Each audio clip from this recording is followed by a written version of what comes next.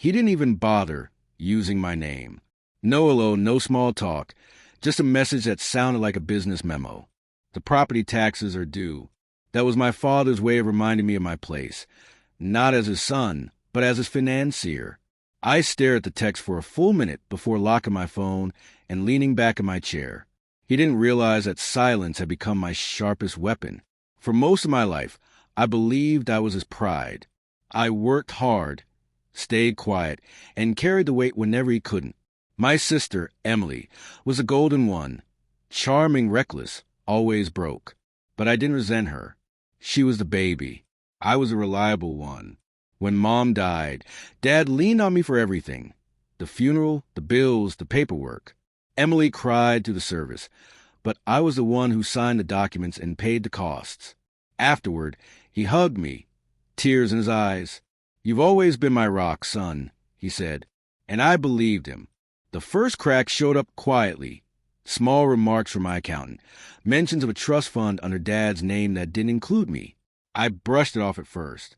Families are complicated. Lawyers make mistakes. Then one night, an old family friend said over drinks, "Your dad really took care of Emily with that fund. She's lucky." My drink went cold in my hand. I didn't respond, but something inside me shifted. The next week, I dug. Quietly, I pulled every record I could find, tracing transactions, reviewing filings. And there it was, an irrevocable trust built from the sale of Mom's stocks. Every cent marked for Emily, not a single dollar for me. It wasn't favoritism. It was betrayal. I didn't rage. I didn't call. I simply stopped.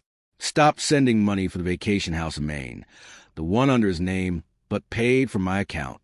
Stopped covering the emergencies Emily always invented. Stopped being an invisible backbone holding up their comfort. At first, no one noticed. Then, 3 weeks later, the text came. The property taxes are due. No gratitude. No awareness. Just entitlement. I typed my replies slowly, each word deliberate. Then you should pay them. I hit send. Then I turn off my phone. You learn a lot about people when you stop giving. Their silence turns to confusion, then irritation, then panic. Emily called first, pretending to check in before circling around to money. I listened as she stumbled through excuses. I told her calmly that I was reassessing my finances. Things had changed. She laughed nervously, but I could hear the fear underneath. She'd never been told no before. A few days later, Dad called. His voice was sharp again, authoritative, like the old days. "Son, why didn't you cover the taxes? You know how much that property means to the family." I almost laughed. The family? The same one that quietly erased me from my mother's inheritance? I figured since Emily's the one with the trust. I said, "She can handle it." The line went silent. Then came the words I've been waiting for. "That's not her responsibility."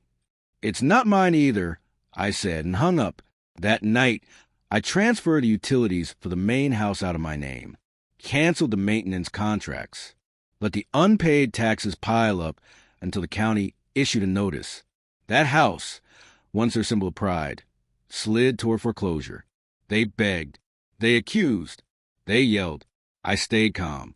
Every move I made was lawful, intentional, irreversible. The last confrontation was in person. He showed up at my office, thinner, angrier, desperate. His eyes, once commanding, were now dim with disbelief. "How could you do this to your own family?" he barked. I looked at him for a long time before replying.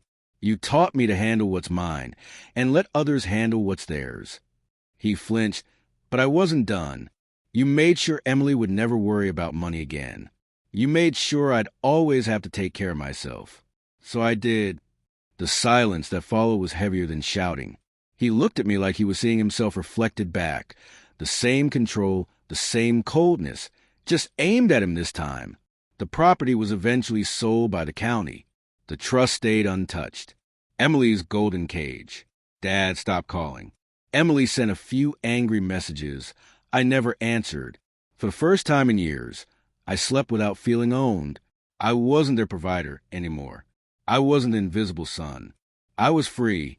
Looking back, I realized my revenge was never about money.